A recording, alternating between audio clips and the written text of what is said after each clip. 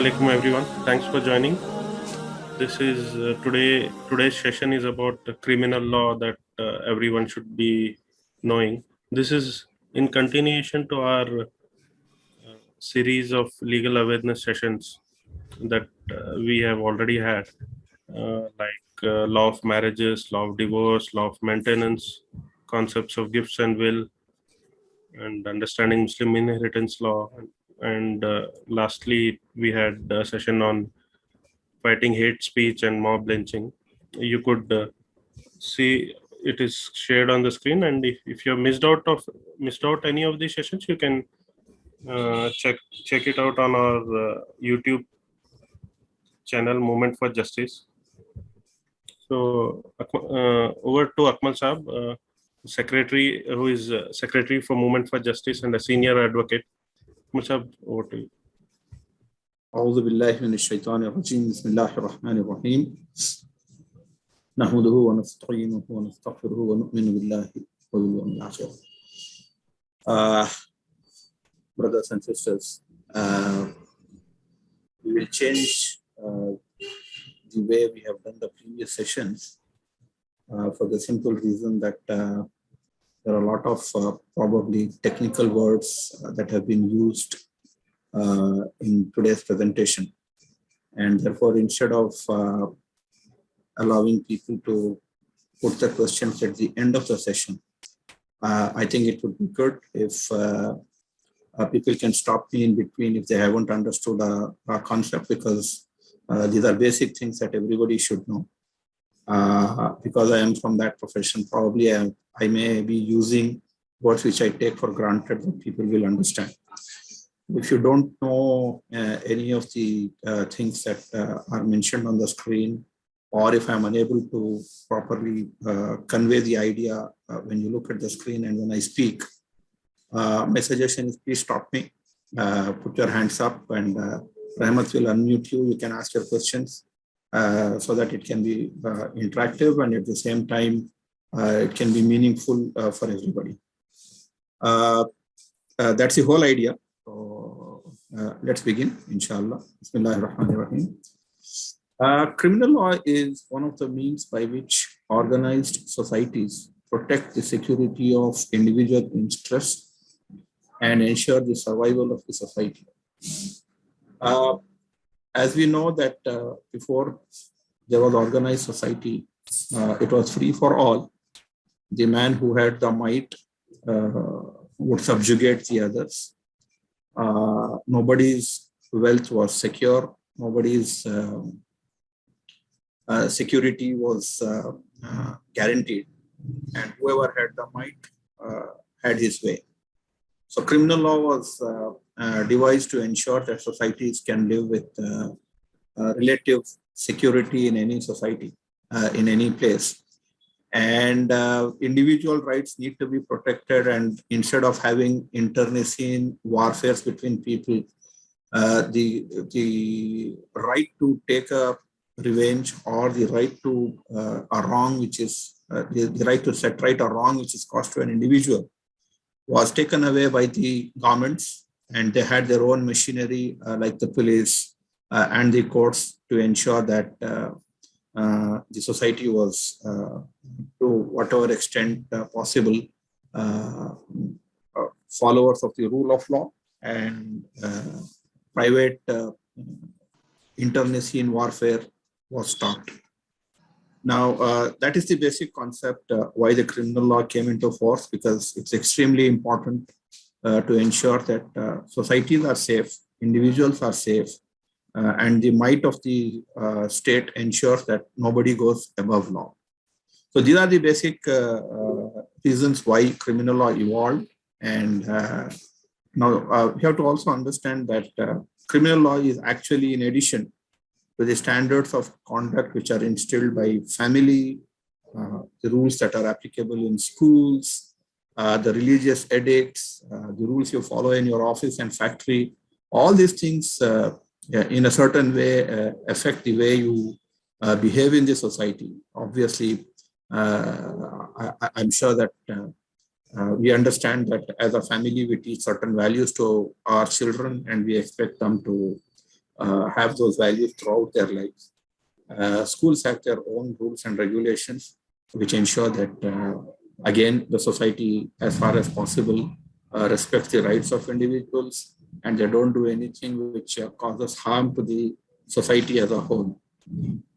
And therefore, you have other rules in the offices and factories and all those places which basically make a person evolve his own and her own methodologies to survive in a society. And the society also ensures that these people follow the rules by which the societies can progress. Urdu में कोशिश करूंगा बताने की इसी बात को कि criminal law वो तरीका इसलिए खुद ब खुद वजूद में आया जब लोगों को ये एहसास हुआ कि किसी भी माशरे में जो सोसाइटी होती है, अगर उन लोगों को आपस के झगड़ों में एक दूसरे को लड़ाई झगड़े करने में आज़ादी दे दी जाए तो फिर सोसाइटी बरकरार नहीं होती है, जनरेशन तक लड़ाइयाँ चलती रहेंगी।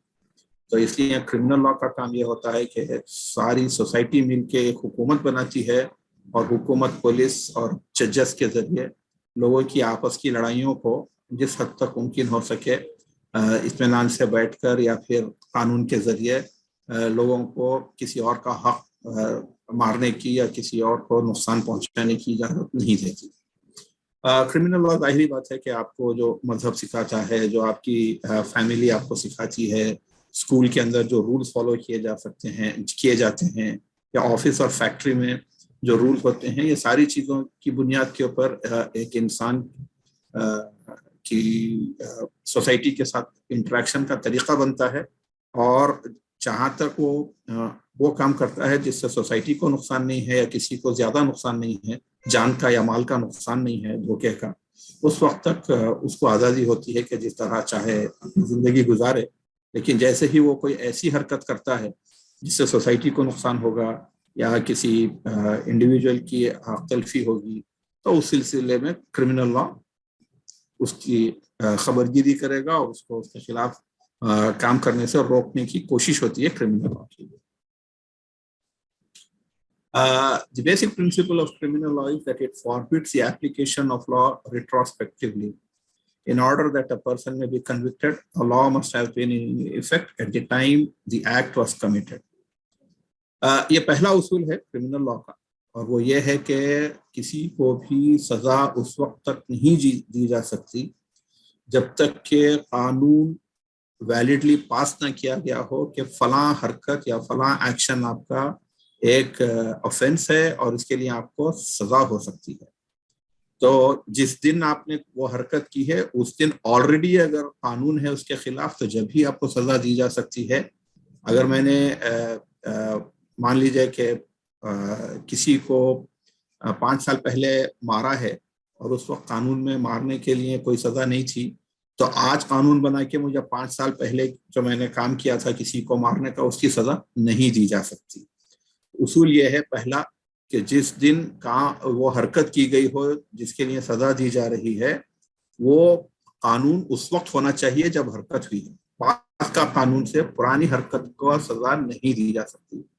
So the basic principle of criminal law is that you can't punish a person unless there was a law prohibiting that action when the action took place. For instance, if a person has beaten up a person 5 years ago, and at that time there was no law which said that beating up a person is an offense which will be punished, then today I can't be punished by making a law because I have not committed the act today when the law is made, but it was done 5 years ago when the law was not there. And therefore, the first principle is that a law has to be there when the action is done to be punished. The second principle is that it's called the principle of double jeopardy. If I have been tried for a case, I have either been acquitted or I have been convicted. In that case, I be tried for the same offense again. यानी अगर मैंने एक गुनाह किया है और एक गलती की है तो उसकी सजा सिर्फ एक ही बार होगी या एक ही बार मेरे खिलाफ केस चलाया जा सकता है।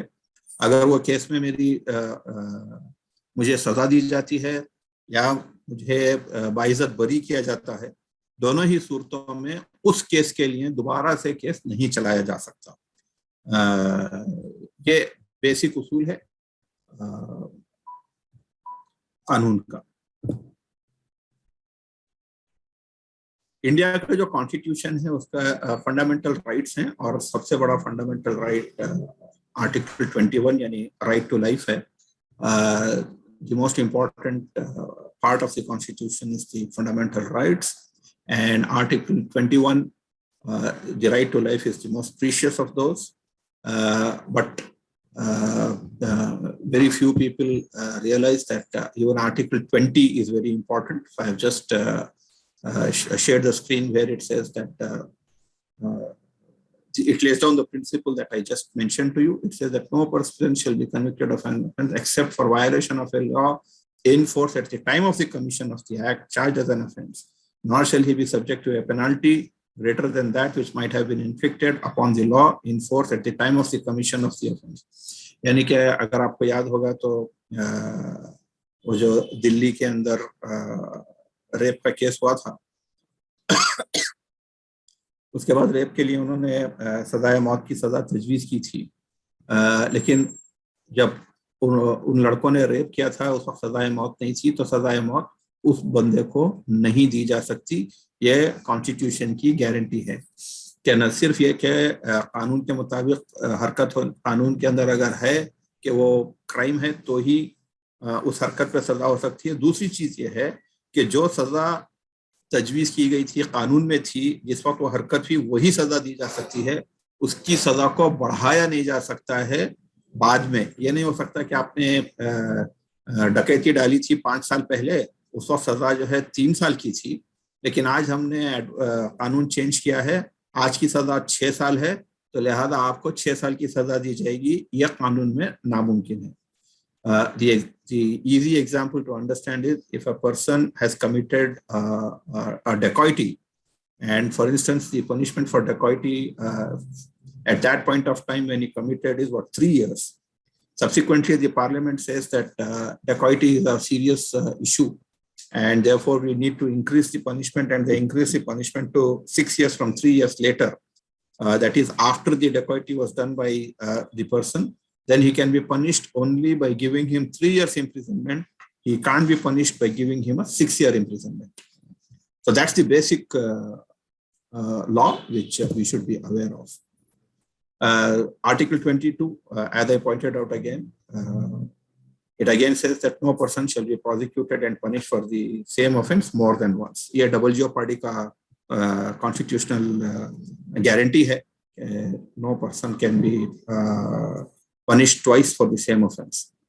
Article 23 बोलता है कि no person accused of any offense shall be compelled to be a witness against himself. The thing absolutely is very clear कि मुझे खुद मजबूर नहीं किया जा सकता कि मैं अपने खिलाफ गवाही दूं। इसीलिए आप देखेंगे कि हमारा कानून बोलता है कि अगर किसी मुल्जिम को पकड़ा जाए और वो पुलिस की कस्टडी में हो तो उसके पास से ये लोग कन्फेशंस लिखा लेते हैं, लेकिन वो कन्फेशंस कोर्ट में नहीं दिए जा सकते।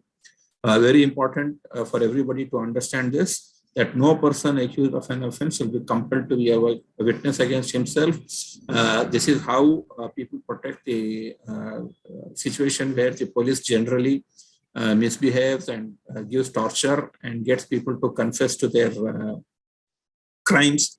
The court says that, the law says, law of evidence says that any person who gives a confession when he is in the custody of the police, that confession cannot be used against him.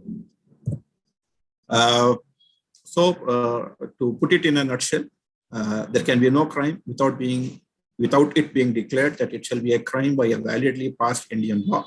The principle is there is no crime without a law.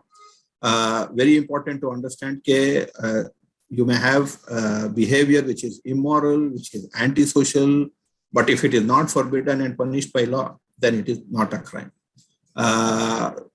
समझने की बात यह है कि बगैर कानून के कोई क्राइम नहीं होती है, और अगर किसी चीज को क्राइम बनाना है तो कानूनन पार्लियामेंट को लॉ पास करना पड़ेगा और वो बोलना पड़ेगा कि ये हरकत के ऊपर हम इसको क्राइम ट्रीट करेंगे और उसको ये सजा देंगे। किसी की हरकत चाहे कितनी ही बुरी हो, एंटी सोशल हो, लेकिन सजा किसी है तो फिर वो क्राइम नहीं है।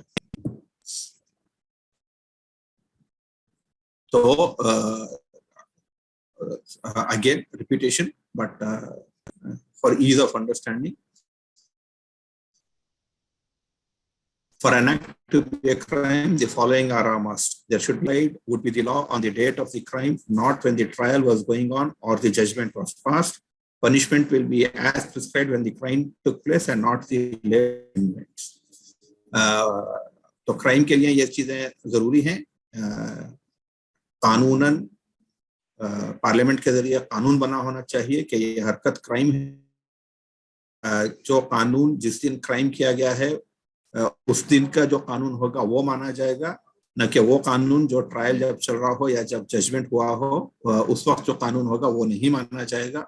सजा भी वही होगी जो उस वक्त कानूनन बनाई गई हो जब क्राइम हुआ है, न कि बाद के अमेंडमेंट्स की सजा दी जाएगी। I think these are the basics of crime. If people have any doubts about what has been told now, you can put up so that we can next concepts. Anyone has any doubts can raise their hand. I'll unmute.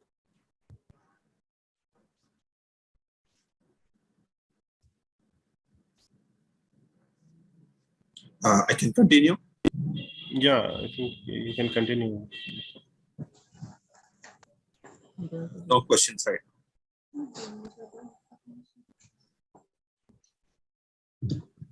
Okay. तो अब जब ये बात तय हो गई कि crime होने के लिए कानून जरूरी है, तो देखते हैं कि हिंदुस्तान के जो मेजर कानून हैं वो क्या हैं।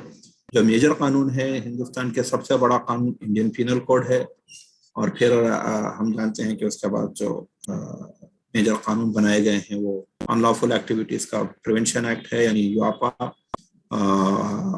पॉक्सो यानी protection of children against sexual offences है, prevention of money laundering act है। इसी तरीके के बहुत सारे संगीन कानून बनाए गए। पहले पोटा था, फिर टाडा था, उसको तो अब निकाल दिया गया है, लेकिन बहरहाल ये कानून आज भी मौजूद है। Now that we have established that there can't be a crime without a law being made, the major laws applicable which define crime and the punishment are Indian Penal Code, Unlawful Activities Prevention Act, also known as UAPA, POCSO or Protection of Children Against Sexual Offences, Prevention of Money Laundering Act, and several other such acts. अब crime के जो कानूनन essential ingredients हैं उसकी तरफ आते हैं। तीन चीजें जरूरी हैं।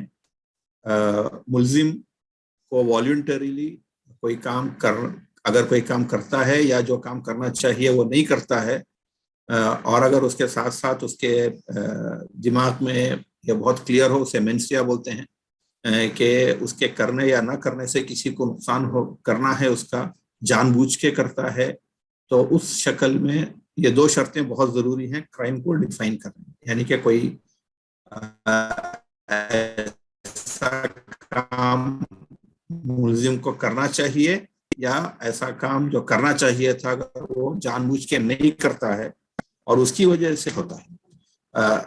So therefore, for a crime to be committed, the accused he has to do a voluntary act, or he has to omit or refuse or not do a certain act which was very important for him to do. And if it is accompanied by a guilty mind normally means that he knew the consequences of doing or not doing that particular act, and in spite of that he did or did not do a particular act which caused harm to another person, then the crime is complete. तो it's not, जैसे for instance voluntary act होना जरूरी है, तो अगर किसी इंसान को आगे आएगी, साफ हो जाएगी बात कि अगर किसी इंसान को जबरदस्ती शराब पिला के किसी का मर्डर किया जाए तो वो डिफेंस हो सकता है कि उसने वॉलंटरली नहीं किया है। लेकिन अगर उसने अपनी मर्जी से शराब पी के किया है तो वो वॉलंटरी माना जाएगा और उसको सजा होगी। लेकिन अगर ने उसको जबरदस्ती पिलाया है, शराब हो या ड्रग्स हो, जबरदस्ती देके किसी के खिलाफ कोई क्राइम करवाया हो, तो अगर वो साबित करता है कि उसकी मर्जी के खिलाफ या उसको जबरदस्ती शराब पिलाई गई थी या जबरदस्ती उसको ड्रग्स दिए गए थे, तो वो अच्छा वैलिड डिफेंस होगा। और कोई सी भी चीज अगर गलती से होती है तो उसके लिए सजा आमतौर पे नहीं होती है। और इसीलिए आप देखते हैं कि गाड़ी चलाते में अगर एक्सीडेंट हो जाता है तो आमतौर के ऊपर, क्योंकि जानबूझ के नहीं होता है, तो कोर्ट्स काफी लिबरल होते हैं लोगों को छोड़ देने में। और जब तक ये साबित नहीं होता कि बहुत रैश था या नेग्लिजेंट था, जब तक कि उसको सजा नहीं देते हैं। और नुकसान हुआ है या नहीं हुआ है, ये आपका पूरा प्लान था नुकसान करने का, लेकिन बस किस्मत थी कि उसको नुकसान नहीं हुआ जब भी वो क्राइम है। जैसे अटेम्प्ट टू मर्डर है, आप तो उसको शूट कर रहे थे, ये उसकी किस्मत थी कि आपकी गोली जो है उसको नहीं लगी, जाके झाड़ में लग गई, लेकिन फिर भी आपको जो है उसकी सजा होगी, इसलिए कि आपने अटेम्प्ट किया था उसको मर्डर करने का। तो मैं दोबारा उसको रिपीट करता हूँ, let me try and repeat it. For a crime to happen there has to be a voluntary act और omission, and there should be a mens rea. It's called mens rea, is a technical word.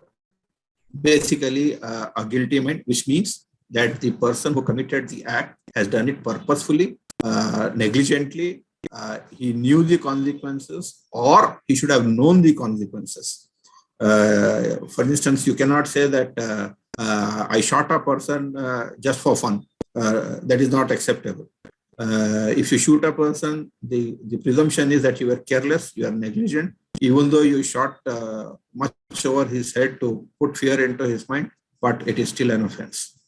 But the same rule doesn't apply if you are carrying a licensed, if you're a policeman carrying a gun and accidentally the gun fires and a person is injured, then you can take the plea that there was no guilty mind, I was not negligent, the gun actually malfunctioned, or I tripped and fell down and the gun went off.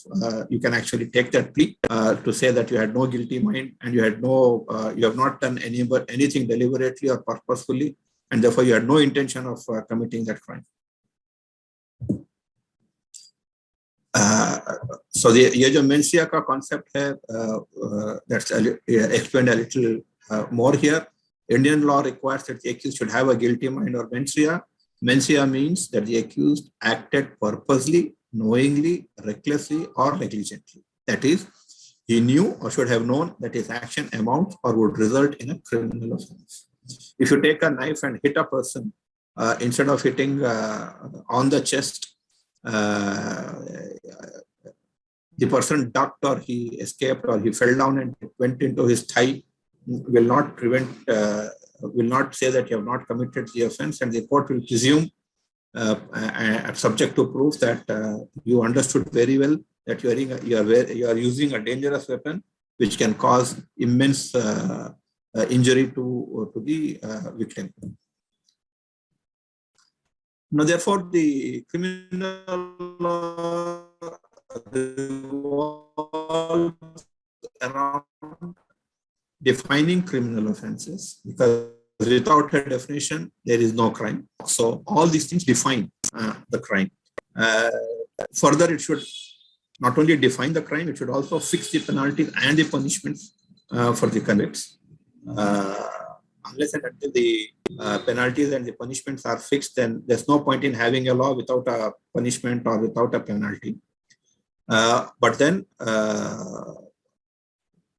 the process of finding out whether a person is guilty or not is a procedure which prescribes the procedure for investigation of the offense. In India, this is the Criminal Procedure Code, and it regulates the arrest of the accused, which is again Criminal Procedure Code. So therefore, it revolves around these four pillars.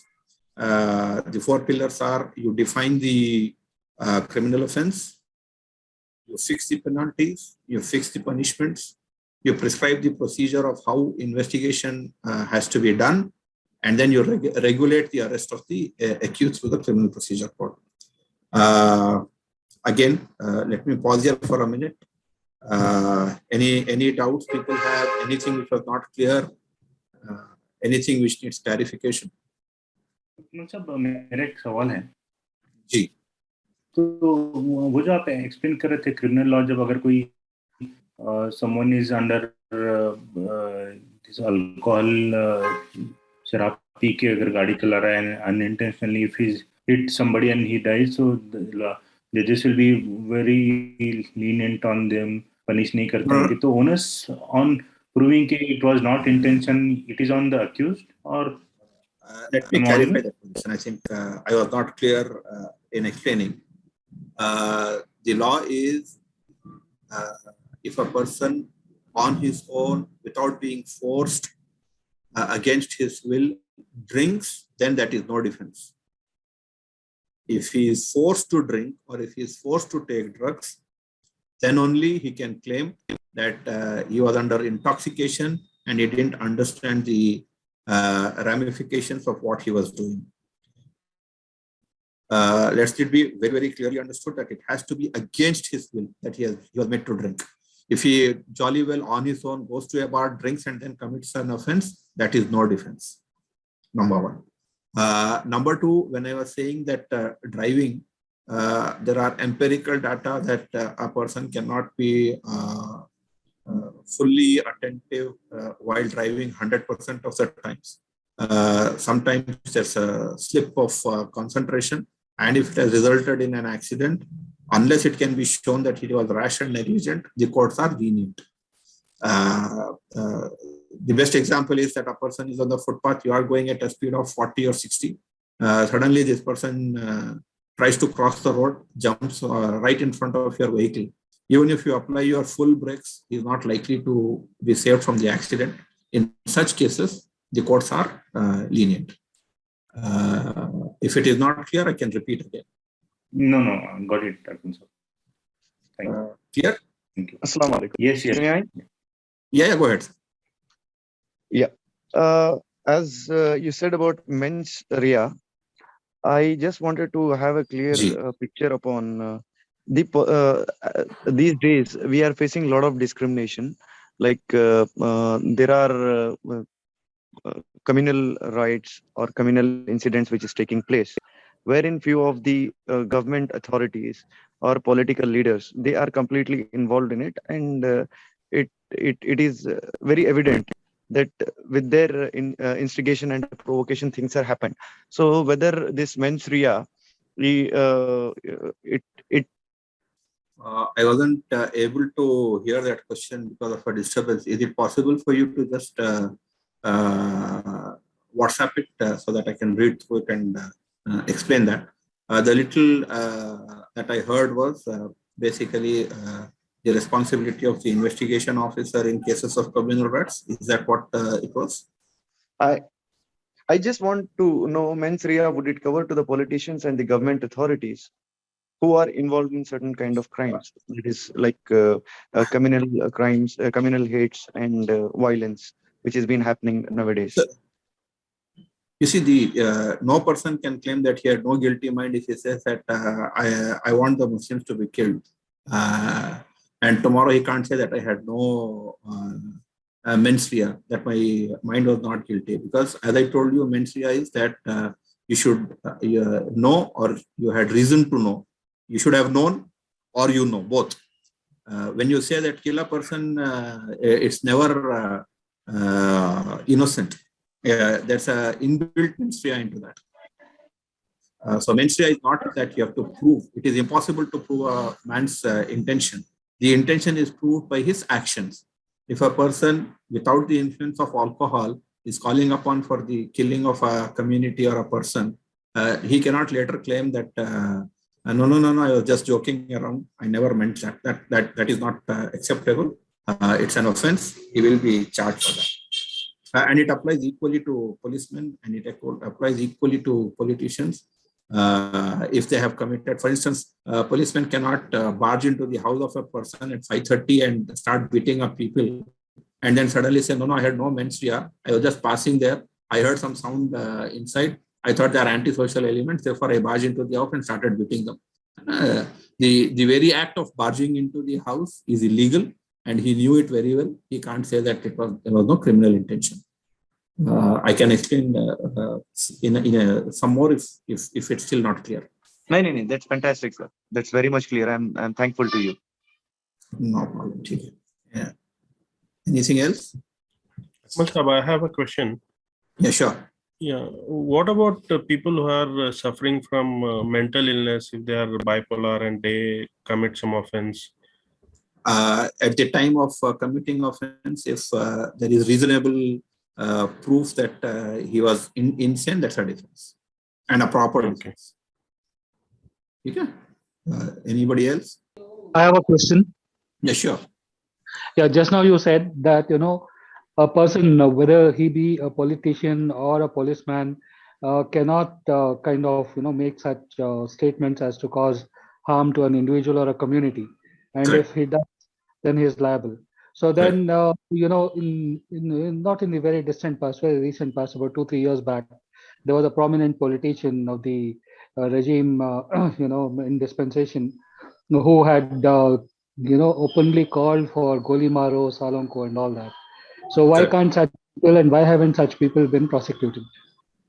That's the lack of will from the police, and therefore people have approached the High Court and also the Supreme Court. And in both the places, the cases are pending. Inshallah, they will face the consequences of what they have done. Inshallah. You can go ahead. And now, the basic substantive law, or the defining law, not only defining the crime, but also defining the penalties or punishments in India, is the Indian Penal Code. It defines the acts which amount to offenses. Broadly, it has offenses against the state, which are very serious, like waging war, sedition. You talk of sedition, you think of Shazil Imam and Khalid Umar and all these people. So you have waging war, you have sedition. And then there are offenses which affect the public tranquility, food and drink, rash driving, obstruction in a public way.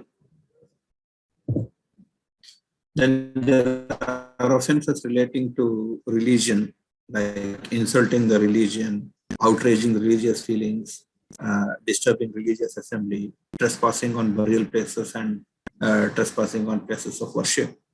Then you have offenses which affect the human body. It's murder, abetment of suicide, assault, kidnapping, forced labor, rape, etc. Then you have offenses against the property like theft, extortion, dacoity, criminal breach of trust, forgery, cheating, criminal trespass. Then you have offenses like relating to marriage, like bigamy, adultery, cruelty, and then you have defamation. There are broadly some areas that are covered under the Indian Penal Code. And each of these offenses is properly defined, and the ingredients of the offenses are also properly defined. So if the prosecution wants to prove a certain offense, it has to prove all the ingredients that go into making the offense. That is the responsibility of the prosecution. So this is in brief about the Indian Penal Code. So now we come to the how criminal procedure, or how the criminal machinery is set into motion. Very important. The first stage of any investigation or any crime to reach to the ultimate conclusion of either acquittal or conviction is the first information report. All criminal proceedings commence with a complaint to the police, which can be either oral or written or by telegraph or whatever. And the police is bound to register the FIR on the basis of that complaint, whether given orally or in writing or on the telephone. Now, basically, the offenses are classified into cognizable offenses and non-cognizable offenses. Now, the cognizable and non-cognizable offenses, what are they? Normally, cognizable offenses are those offenses which police can investigate without the permission of the court. They are normally serious offenses. If a policeman is informed that a murder has been done or people have attacked a person and he may die, he can't wait to go to the court with the FIR and then take the permission of the court and take a warrant and then go to the place of the incident. By that time, the accused might have run away, or the accused would remove all the evidence on the basis of which a case can go on against him. So in these special cases or serious cases, it's called a cognizable offense, where the police can investigate the case without the permission of the court. Let me clarify at this point that except for a few offenses, all the offenses, however serious, whether it's a murder or a simple abuse of a person, it needs to go before the concerned magistrate. Please remember that a magistrate cannot give a punishment of more than 7 years. And yet, in a case of murder, which can also result in hanging of that person, the entire initial procedure has to be done before the local magistrate. That is the first step to understand that whether it's a cognizable offense or a non-cognizable offense, the FIR has to be immediately sent to the nearest magistrate who has jurisdiction over that police station. Now, non-cognizable offenses are those offenses which the police cannot investigate without the permission of court. These are normally relatively minor offenses. So cognizable offenses are serious offenses. Non-cognizable offenses are not that serious offenses generally, but it's up to the law, up to the parliament to make any offense cognizable or non-cognizable. Then you come to the stage of investigation. Okay. After the FIR is registered, the police sends the FIR to the nearest police station, and then it is sent through another policeman, but the police officer who is investigating, as soon as he writes down the FIR, he proceeds to the spot of the offense and he starts his investigation. Now, what is investigation? The policeman, to ensure that he is being fair and he cannot create evidence at a later stage, is mandated by law that he will maintain something called a case diary. The case diary, every day, whatever he has done has to be recorded in it. For instance, he has proceeded to the spot and he has conducted Mahazar. So he needs to write that he has conducted or he is going to conduct a Mahazar. If he is calling a witness, he has to write at so and so time, I called XYZ and told him to come and give a statement. And when he comes and gives a statement, he has to make an entry that his statement was recorded. Now, this is to ensure that, as I told you in the beginning, this is basically to ensure that he doesn't create evidence and doesn't manipulate the investigation. However, please understand very clearly that the case diary is private to the police officer and only the judge has access to it. In normal circumstances, the advocate for the accused has no access to the diary. He can only bring to the notice of the court that the case diary and the way the case has been unraveled before the court are not matching, and therefore there is evidence has been created or manipulated. Now, what all does investigation comprise of? Now, investigation comprises of recording of a Mahazar. Please don't get confused or about the Mahazar. Mahazar is simply that people visit the place of the crime for the exact location where the crime took place. They identify the place through the boundaries. For instance, in the Chinnaswamy blast cases, they will identify and say gate number so and so, on the east was so and so, on the west is a road, on the north is so and so, on the south is so and so. The whole idea is that the accused and also the judge can know where exactly the incident took place. And similarly, Mahadar is also conducted when something is seized from somebody's house or from any other place, where they have to pinpoint what was actually seized and from which place. Now, the whole idea is that if they are lying, the accused advocate can have an opportunity and say that, look, gate number 12 is not at all on MG Road side, it's on some other side. Now, therefore, Mahadars are basically to ensure that this location of the offense is properly recorded, and the location where certain material was seized, whether it be a knife, whether it be a gun, or any other thing, it is properly recorded so that it can be verified whether it is true or not. So Mahadar is that. Then you call the witnesses and you record their statements. Once the statements are recorded, then you seize the weapons and other incriminating material so that you can prove the complete chain of offense. For instance, a person is murdered on, say, MG Road near, say, that utility building. So the things that will be done is a Mahadar will be done of the exact spot where the incident happened. They will take a photograph and also prepare a sketch on where the body was found. They will also say what is on the east, west, north, south of the place where the offense took place. And they will have the statements of the people who witnessed it, who are called Mahadar witnesses. And then they will find out who were the people who saw it, or who are the people who were informed about it to complete the entire chain. So it would typically say that on 1st of December 1995 at about 10:30 a.m.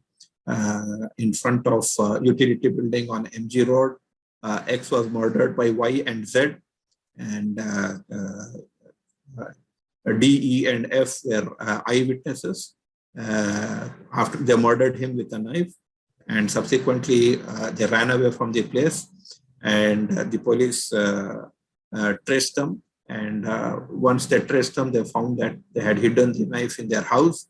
So therefore, they went with the witnesses to the house and recovered the knife from his house, and they sent the knife for forensic thing. It had stains of the blood of the dead person, and the dead person's blood was also sent to the same laboratory. Both of them confirmed that the blood on the blood of the person and the blood on the knife were the same, and therefore we have these witnesses who have seen the actual murder, and therefore the offense of murder is proven. I mean, typically this is the most simple form of how the investigation is done. एक सवाल कर सकता हूँ? Please go ahead. ये police की तरफ से किसी को गिरफ्तार करने का तरीकाकार क्या होना चाहिए? आमतौर पर देखा जाता है कि इंक्वायरी के बहाने या पूछताछ के बहाने बुलाकर वहां पर उनको गिरफ्तार किया जाता है। तो क्या इसके लिए वारंट जरूरी है, वारंट, या ऐसे ही गिरफ्तार कर सकते हैं किसी को? I'm coming to that. That next slide उसी की है. Please bear with me for 5 minutes. Anybody else? The arrest we are going to deal in the next slides. Okay, I'll continue. Under section 41 of the Criminal Procedure Code, in all cognizable offences, यानी कि वो offences जो बगैर magistrate की permission के investigate किए जा सकते हैं, पुलिस को पावर है कि अरेस्ट कर लें। अगर उनको ऐसा लगे कि कोई आदमी एक्यूज्ड है और हो सकता है कि उसने ये ऑफेंस किया है, तो on that ground they can arrest any person. Again constitution जो है it gives certain rights to a person who is arrested. Article 22(1) of the Constitution says no person who is arrested shall be detained in custody without being informed as soon as may be of the ground for such arrest, nor shall he be denied the right to consult and to be defended by a legal practitioner of his choice. meaning that nobody can be arrested without he being informed of the reason why he is arrested, what is the charge against him, number one. Number two, the arrested person has a right not only to consult, but also to be defended by an advocate of his choice. This is what the Constitution guarantees to every accused. हर मुल्जिम को गिरफ्तार करने के लिए police के पास power है. कोई भी cognizable offence यानी कि सीरियस ऑफेंस जो कानूनन कॉग्निजेबल कहा गया है, आगे आएगा वो कि cognizable, non cognizable, bailable, non bailable या कैसे डिसाइड होता है, वो अगले 2-3 स्लाइड्स में आ जाएगा. तो बेसिक कानून यह है कि पुलिस वालों को कॉग्निजेबल ऑफेंस के अंदर अरेस्ट करने की पूरी पावर है, लेकिन जैसे ही अरेस्ट करेंगे उसको कस्टडी में लेने से पहले बताना पड़ेगा कि किस जुर्म में उनको अरेस्ट किया जा रहा है. और जो अरेस्टेड एक्यूज है उसको राइट होगा कि वो कंसल्ट करे अपने एडवोकेट से, और किसी भी एडवोकेट, उसकी मर्जी के एडवोकेट उसको डिफेंड करे, ये वो हक उसको हासिल है. दूसरा जो है 22(2) है आर्टिकल, ये कहता है कि every person who is arrested and detained in custody shall be produced before the nearest magistrate with in a period of 24 hours of such arrest, excluding the time necessary for the journey from the place of arrest to the court of the magistrate, and no such person shall be detained in custody beyond the said period without the authority of a magistrate. It may look very complicated to you. I'll try and simplify this.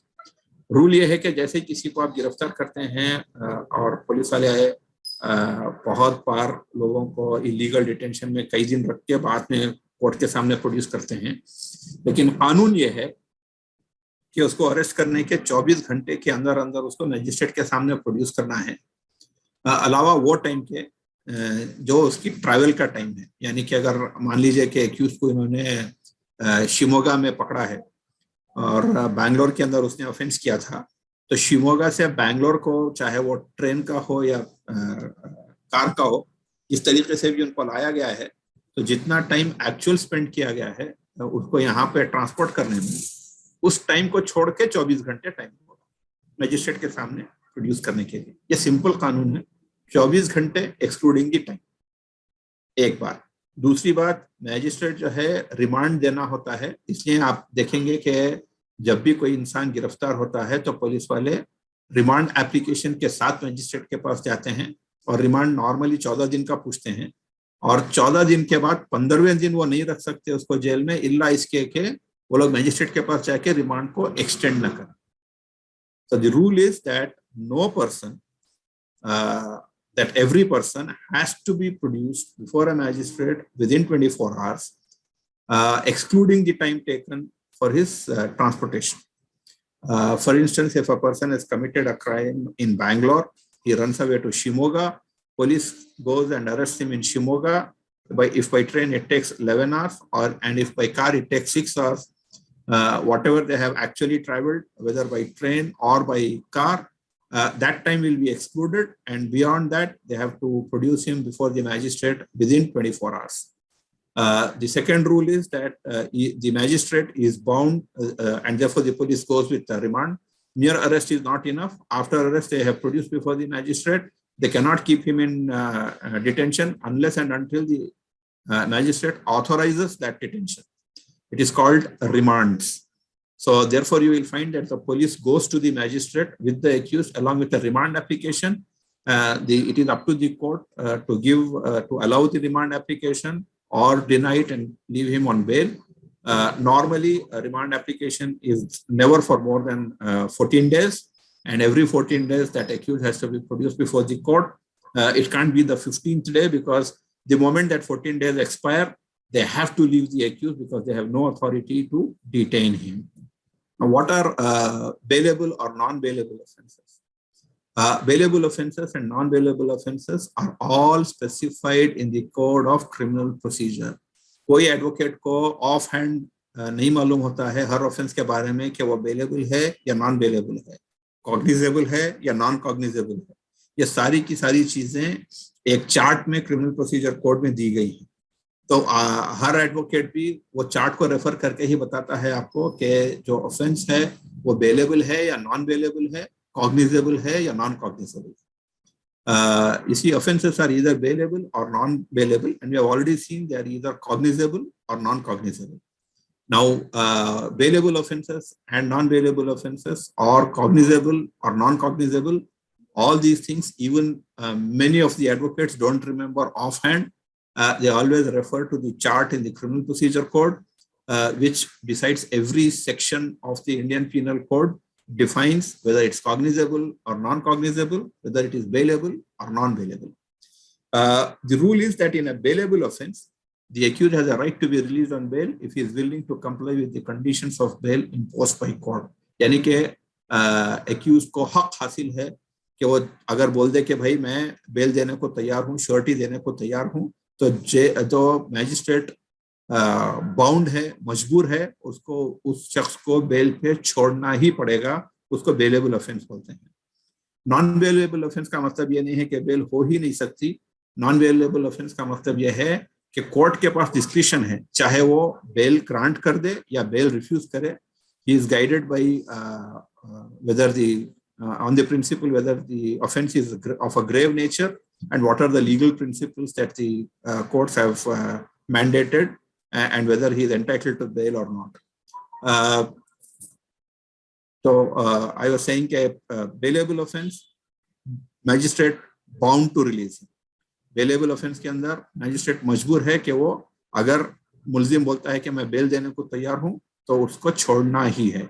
Non bailable offense का मतलब it doesn't mean that he cannot the person can never be left on bail, but it simply means that the magistrate has the discretion.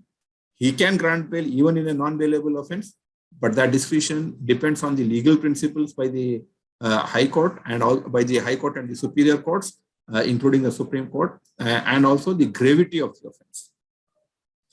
If the offense is very grave, normally the magistrate refuse to give bail. Yes, the question was when the police may arrest without warrant. This is section 41. Any police officer may, without an order from a magistrate and without a warrant, arrest any person who has been concerned in any cognizable offense or against whom a reasonable complaint has been made or credible information received or a reasonable suspicion exists as having been so concerned with a cognizable offense. तो cognizable और non-cognizable मैं आपको बता चुका हूँ कि criminal procedure code से defined है. सीरियस ऑफेंसेस नॉर्मली होते हैं, लेकिन बहुत सारे ऐसे ऑफेंसेस हैं जो सीरियस नहीं होते लेकिन वो हैं कॉग्निजेबल ऑफेंसेस में. तो ये सिंपल उसूल है जहाँ तक बेलेबल और नॉन बेलेबल ऑफेंस का ताल्लुक है. Now we come to the crucial answer to some of the questions. It was in the context of a dowry harassment case under section 498A, which went to the Supreme Court. And the Supreme Court, it's famously known as the Arnesh Kumar case. It's a very important case. Therefore, all of you should know the rules because that has changed the way police behaves in several cases. And now it is a binding judgment. And therefore, you will find that arrests are not that frequent for the past few months. So when the dowry harassment case and the Supreme Court said on the basis of the data that they collected that people are unnecessarily being harassed, and once a person is arrested, he is humiliated. They held very clearly that arrest is a form of humiliation, and therefore arrest should be done only and only when it is compulsory. So the law they made was that for offenses in which the punishment is up to 7 years, the accused should be issued a notice to appear. And as long as he appears as and when called upon by the police, he should not be arrested. So all the offenses for which the punishment is up to 7 years, in those cases, the police is prohibited from arresting an accused person. And instead of arresting him, the police has been directed to give notice. And as long as the accused person appears before them in pursuance of this notice and cooperates with the police should not arrest them. Now, the Arnesh Kumar judgment further clarified that the only reasons for which a person can be arrested even though the punishment is up to 7 years is if the person is likely to commit any further offense, if it is necessary for the proper investigation of the case, if it is to prevent that person from causing evidence to disappear, or if he is likely to tamper with such evidence in any manner, if it is to prevent such person from making a threat, promise to a person who will not disclose the fact of the crime to the court or to the police officer, and if the person, in the opinion of the police officer, is likely to abscond and not come to the court when to face the consequences of what he has done. Now, what was happening was initially the police was simply mechanically writing that these conditions are satisfied, and they were arresting people. The Supreme Court said that if it is done in a mechanical manner without application of mind, then there should be contempt proceedings against the police, and even the magistrate before whom the person is brought is now directed to check whether there are reasonable grounds that to believe that any of these conditions is satisfied for arrest. Otherwise, the magistrates have been directed to not continue the remand, but to immediately allow the person to go out on bail, even though it may be a non-bailable offense. If the punishment is up to 7 years and the police has not applied its mind properly and they have done it in a mechanical manner, first of all, the police is directed to ensure that they follow this. Even if the police, out of ill will or only to teach him a lesson, goes before a magistrate, the magistrate has been directed to check whether these conditions are satisfied, and only if these conditions are satisfied, only and only in that situation, the police can arrest a person. Otherwise, in view of Arnesh Kumar case, arrest is illegal if you don't follow these guidelines. All of you are aware that recently a policeman has been punished by the Delhi High Court for violating the Arnesh Kumar judgment. Because the consequences are severe, contempt proceedings will be started against the police officer. Not only that, even the magistrate, if he has done it in a mechanical manner, the Supreme Court has directed that departmental proceedings should be initiated against the judge. Now, after investigation and after the arrest process is done and the person is granted or not granted a bail, once the investigation is complete, I went to the next step. Any questions about Arnesh Kumar or any question about bail? There is one question, I'm not sure if it is taken. Somebody has messaged how to ensure that the warrant is non-bailable. No, the judge has to pass. You see, there's an order sheet. And in the order sheet, the judge has to write whether he is issuing a bailable warrant or a non-bailable warrant. It is completely in the hands of the judge. Police has no role in it. The police can arrest, but that is only for 24 hours. After 24 hours, once it is produced before the magistrate, nothing can happen without the magistrate's order. The police has no power after that. Now, in cases of offense where the penalty, where the the sentence cannot be more than 7 years, a person, you said, can be given bail. So, provided he fulfills the conditions. What are the conditions generally for such bails?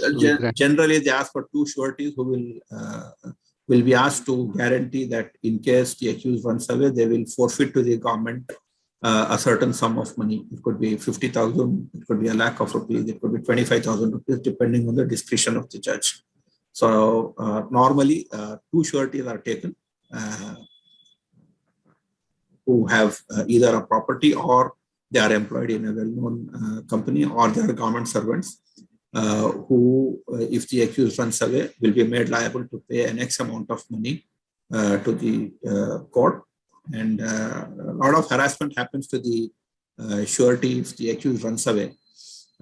And therefore, they need a responsible person for that. Therefore, they take only surety of persons who either have a property or who are employed in a government or a well-known reputed private firm. Is it not sufficient for the accused to furnish an amount, that may be specified for the bail to get bail?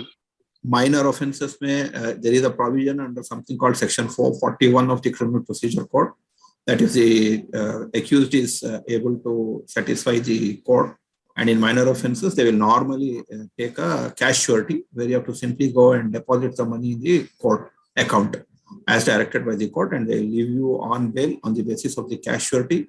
This normally is happening in check bouncing cases where you simply go and they impose a cash surety of whatever 1,000 rupees per lakh kind of a thing for you to be left out on bail without any surety.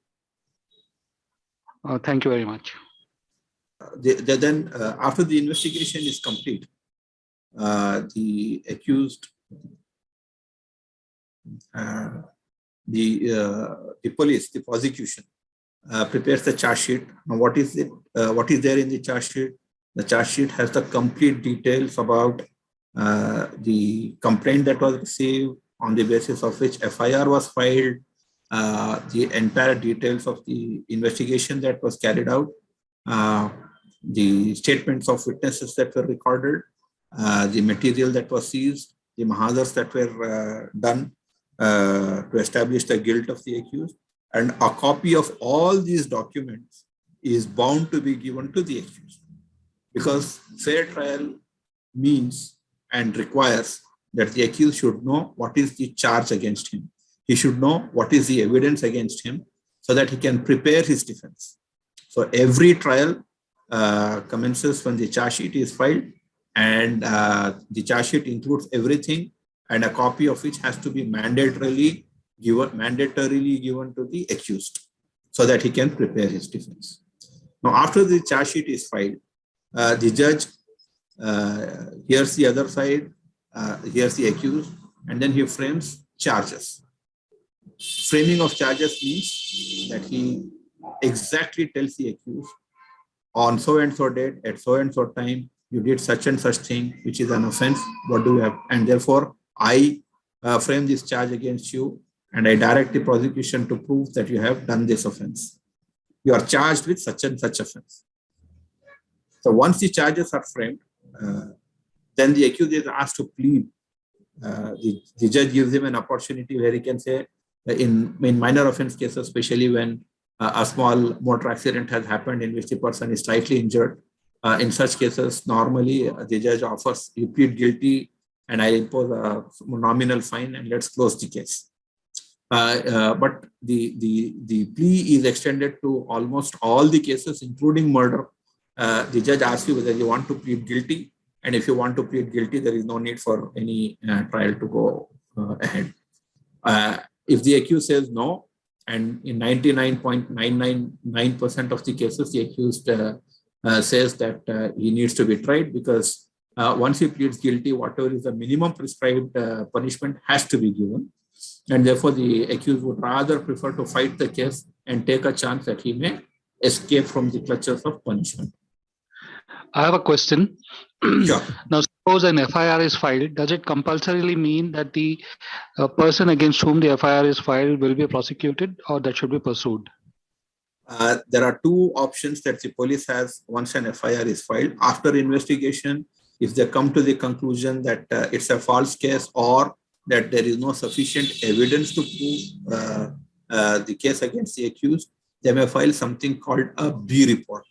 A B report simply means that after investigation, they either think that the case is false, or they think that the evidence is completely insufficient and it is not likely that the accused will be punished by the court, and therefore they file something called a B report to drop further proceedings. And the second alternative is to file a charge sheet. There is no third option. Thank you. Another question, just Sure. like how there is a bailable anticipatory bail, similarly, is there any provision to file a case against a person apprehending that he may inflict some harm to you? Those are Not an preventive things. You can immediately approach the police and ask for protection. Okay. What is, that's just like that, is it? Asking for Yes. protection Yes, you just write and say that so and so person is threatening to assault me, kill me, or cause harm to my children. Therefore, I need police protection.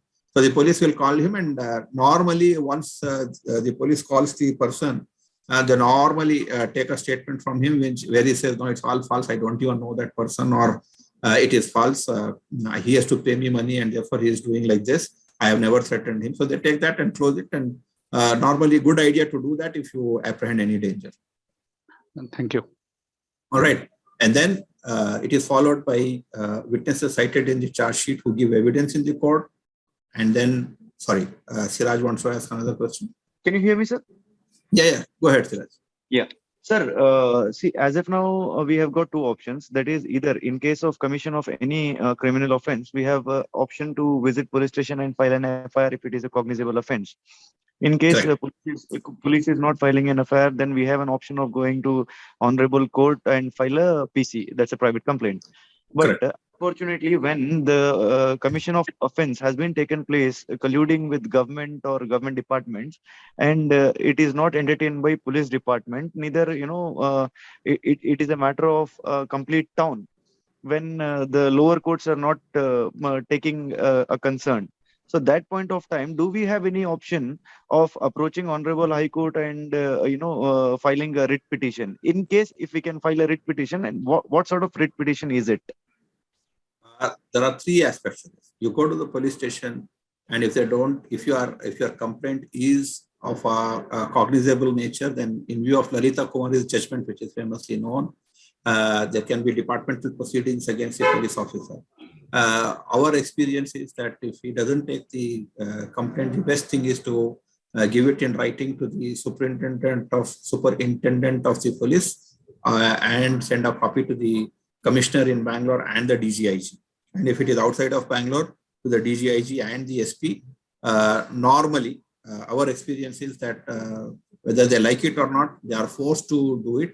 The difficulty that our people don't approach them, and all they have to do is they don't even need to meet the SP. They can give it in the Tapal section, take an acknowledgement and come back. As you are aware that in the SP's office, there's a Tapal section where if you take a document and give it, they acknowledge. If you take another photocopy of that, they acknowledge that they have received it. So the second option, the first option is going to the police station. The second option is you go to the SP or the senior officer and you give it in writing. Our experience is more than 95%. They may do it, do a shoddy investigation and file a B report or collect weak evidence, and it may lead to acquittal, but they will register the FIR. There are two difficulties we face. One is that the complaint, many cases, is poorly drafted. It doesn't show a cognizable offense. So they need to draft the complaint properly to show that a cognizable offense is done. And they need to ensure that they go to the senior police officer. And then, as you rightly said, the other option is to file a PCR in the court. But in view of the Lalita Kumari case, you have to file an affidavit that you went and tried to give a police complaint and it did not accept the complaint. That is the requirement of Lalita Kumari case. Therefore, PCRs are not being accepted as previously was done by simply filing the complaint. Today, you have to file an affidavit that you tried to give a complaint to the police and the police did not take the complaint. And as you rightly said, the third option is to file a writ petition, as has been done in the case of the person who said Goli Maro, saying that despite trying to give complaint and bringing it to the notice of the police that a cognizable offense is committed, investigation has not been done, FIR has not been registered. Whenever it is taken up by the Delhi High Court or the Supreme Court, we hope to have much better clarity on how we should proceed further. Recently, I have filed a complaint with DGIGP regarding, as you all know, there are certain kind of acts which has been happening. I mean, hate speeches by our honorable ministers like Pratap Sima and all. They were openly giving statements and all. So since we don't have jurisdiction, it was a media statement given by those people. So proper jurisdiction was not there. Hence, I have approached DGIGP, Mr. Praveen Sood, and I have given a written complaint to him. And at the same time, there are numerous complaints has been filed from other districts to the DGIGP, but it has been almost 1.5 months that they have not taken any action. Regarding this, I just wanted to have the clarity. We don't have particular jurisdiction of approaching the court because the offense committed is in different places.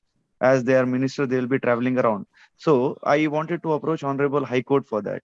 For that reason, which writ petition would be suitable for? A writ of mandamus, seeking a direction to the police to register an FIR. Okay, writ of mandamus. Absolutely. Okay. Right, sir. Thank you, sir. Thanks a lot.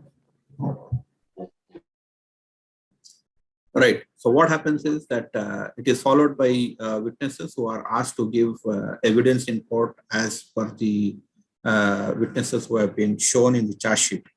After he leads the evidence, the advocate for the accused cross-examines him. Once the evidence is over, a fair trial gives the accused an additional protection, where the magistrate is bound by law to explain or to bring to the notice of the accused whatever material has been stated in the evidence which is against the accused or which the accused needs to explain. And that's an opportunity for the accused to, number one, know what are the incriminating evidences that have been collected against him. And it's an opportunity for him to explain his conduct as per the evidence that is before the court. And this stage is called a 313 statement, in which in the question answer form, the judge formulates that witness number so-and-so said that he saw you on so-and-so date at so-and-so place, and that in his presence you assaulted so-and-so. And this is, do you have to say anything? So whatever he replies, he has to record that. This is a very important part of a criminal trial where the advocate for the accused gets the opportunity to explain to the accused, and the accused also comes to know what exact evidence has been led against him. Now, after the completion of the 313 statement, the accused is given the opportunity to leave his evidence. Generally, accused do not lead evidence because they have a right to silence, and also because the golden principle is that in all criminal cases, it's the prosecution which has to prove the case beyond all reasonable doubt. Ambiguity in evidence is actually to the advantage of the accused. So, though the accused is given the opportunity to lead evidence, it's very risky to put him into the witness box, because in the cross-examination, he may tell something which goes against him, and therefore most of the advocates choose not to put the accused into the witness box. And normally, no evidence is led from the accused side because of the golden principle that it is the prosecution which has to prove the case beyond reasonable doubt. After the conclusion of the trial, the court passes the judgment. It either acquits or convicts the accused. If the accused is convicted, there will be a further hearing on sentencing, since many offenses have a minimum and a maximum punishment. The accused lawyer argues for a minimum punishment. The prosecution lawyer argues for maximum punishment. And after that, the process of appeal starts. So this is how a trial is conducted. And before we conclude, there are some golden principles of the criminal law which all of us should be aware. The golden principles are that, one, every accused is presumed to be innocent until proven guilty by the court on the principle of proof beyond reasonable doubt. That's the first principle. He is presumed to be innocent until he is proved guilty by the court on the principle of proof beyond reasonable doubt. So please don't fall for the media hype that is created against the alleged killers of Harsha. Many people may be acquitted, and therefore until the court rules that they were guilty, until then we have no right to say that they are guilty. They are accused, but they are presumed to be innocent. They are innocent accused until the judgment is passed holding them guilty. The second thing I have already pointed out, but we'll repeat that, that any statement made by the accused to the police when he is in police custody is not admissible in evidence. If you see the media again in the process of sensational cases, carries front page stories that the accused has admitted to his guilt before the police. Please understand that under the Evidence Act, any confession given to the police when the person is already arrested is of no value and cannot be used in court. No witness can be forced to sign on the statement recorded by the police. I pointed out to you that during the process of investigation, the police records the statement of the witnesses. The law says that the witness cannot be forced to sign the statement. This is obviously to protect him because many times the police creates the statement sitting in the police station. And I have come across cases where when they were summoned as a witness, they came forward and said, I have no clue, no idea of what statement they are talking of. I have never gone to the police station. I don't even know them. So this is what the police generally does. And therefore, the law says that they cannot be asked to sign a statement. In addition, sometimes they are forced to write a statement against their will. And therefore, when they come to the court, they say that they don't know anything. And therefore, they are not asked to sign, so that they should not be forced to give evidence, or they should not be forced to have a case filed against them because they went against their signed statement. The Indian law provides that children below 7 are completely incapable of committing an offense. It further provides that children between 7 to 12, if they have not attained sufficient maturity, then their action will not amount to offense. Unsoundness of mind, including intoxication against the will of the accused, will be a defense for the accused. I think we have dealt with this. Children up to the, now many people don't know this, please pay attention to this. Children up to the age of 15 and women are not to be called to the police station as a witness or for investigation, but the police has to go to their residence. That's the principle. The communication between the accused and his advocate is completely private and privileged and cannot be used for any purpose, even if they record the conversation illegally between me and my accused, and even if the accused has admitted that he has committed a murder, it cannot be used against him because his communication to me is private and privileged, and it cannot be used by any court. These are the basic criminal law which I thought that all of us should know. Wa akhiru da'wana anil hamdulillahi rabbil alameen. Willing to answer any further questions that people might have. Jazakallah, Akmal Sahab. Anybody has any questions, can please come up. Akmal Sahab, you want to take questions which we have received on WhatsApp? Yeah, sure, go ahead. I have one question. If the person is on bail on charges of criminal case, can he go outside India in flight? Please clarify, sir. Normally, the magistrate puts a condition in the bail that he should not leave the jurisdiction without the permission of the court. However, if no such condition is imposed, he can travel. There are certain other questions that were received. If somebody has no questions, then I'll go to those questions which came to me. Yeah, Akmal Sahab, you can go ahead with those questions. You have it on your WhatsApp, or should Yes, I I read have. it? There are some questions which you may have to read, then I'll tell you what it is. You read what questions you have, one after the other. Okay. Please explain about government policies or actions of discrimination based on religion and what's the remedy. Can we Article 14 provides that remedy. Can we approach the Honorable High Court by way of writ petition? If yes, what's the provision and under which article? Article B, 2. locus standi, is it necessary to be aggrieved to approach Honorable? Okay. First question, Article 14 says equal protection of law. Nobody can be discriminated on the basis of religion. But it is for the petitioner to prove that there is discrimination. The second thing is that you approach the High Court under Article 226 and you say that your fundamental right under Article 14 is violated. If you are not personally aggrieved, then you will have to satisfy the condition of a public interest litigation, and each High Court has its own rules regarding public interest litigation. Basically, you have to prove that it's a matter of great importance, and the person who are being affected are too weak to approach the court, or too financially distressed to approach the court, and therefore the court needs to lay down the law.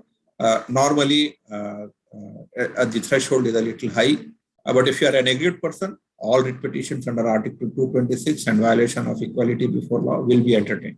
I do not have any more questions, sir. Do you have any? We can take. Yeah, I have some questions. Okay.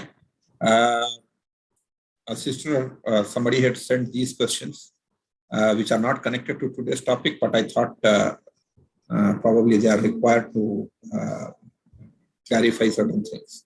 The question is adoption allowed in Islam? If not, is there any reason to it?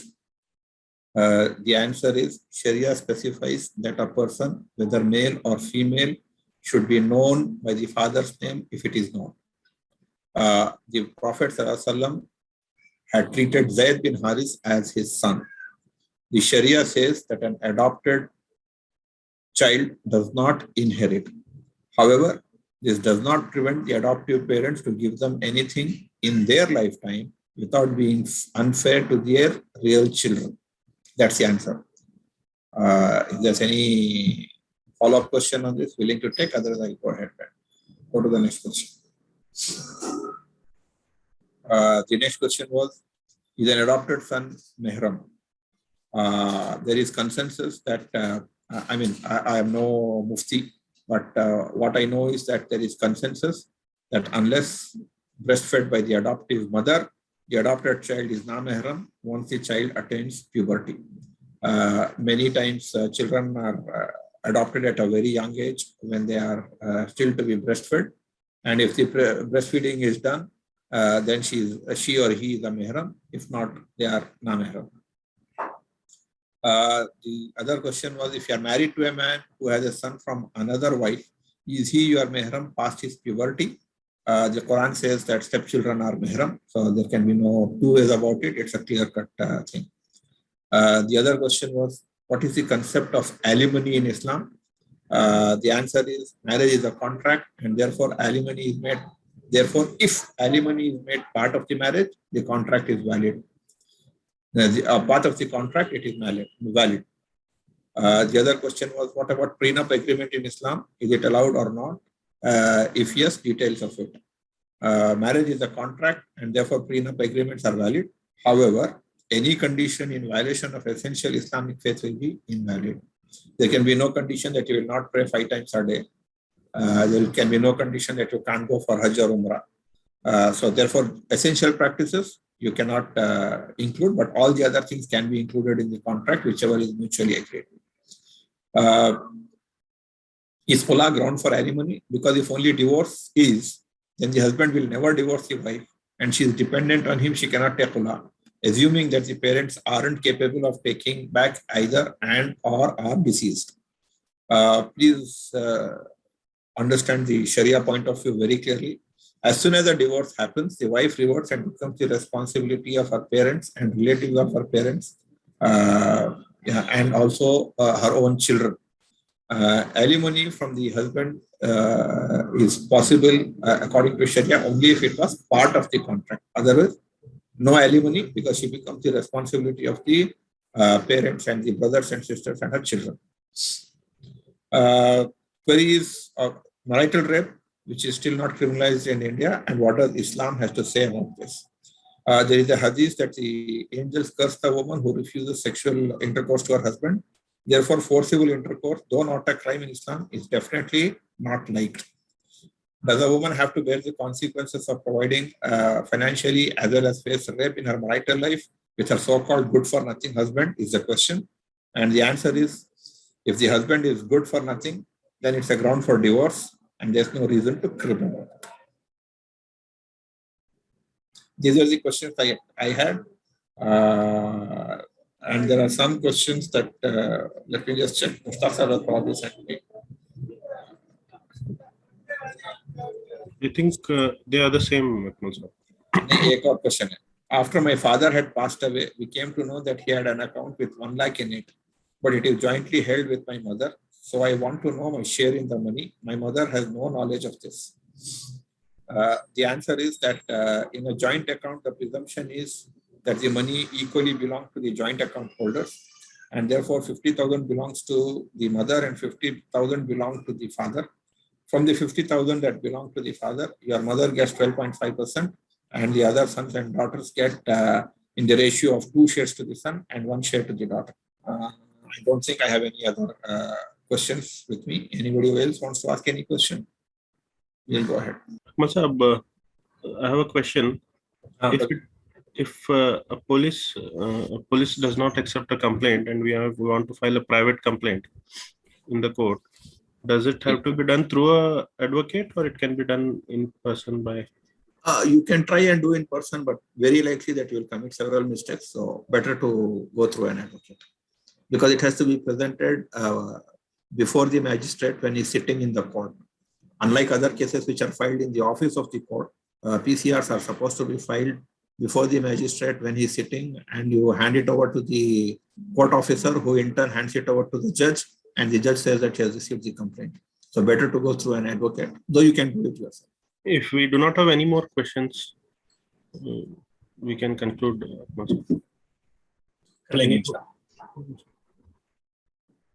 Any questions? Okay, we'll end here. Inshallah, we'll have the session again on the second Saturday of next month. And many of you have been very active on the WhatsApp group. Let's try and do something meaningful there also. The news, a lot of you know, is that Hilal has agreed to do a session for us. We need to get more and more people to ensure that we benefit immensely from his insight into the Muslim politics. So please start spreading the message, and as soon as he commits the dates, we will communicate and try and make it a success, inshallah. Inshallah. Thank you, Akmal Sahab. Jazakallah khair. Jazakallah everyone for joining. Inshallah, this session's recording will be uploaded on YouTube in some days. It will be available. Jazakallah everyone. I'm ending the. Assalamu alaikum.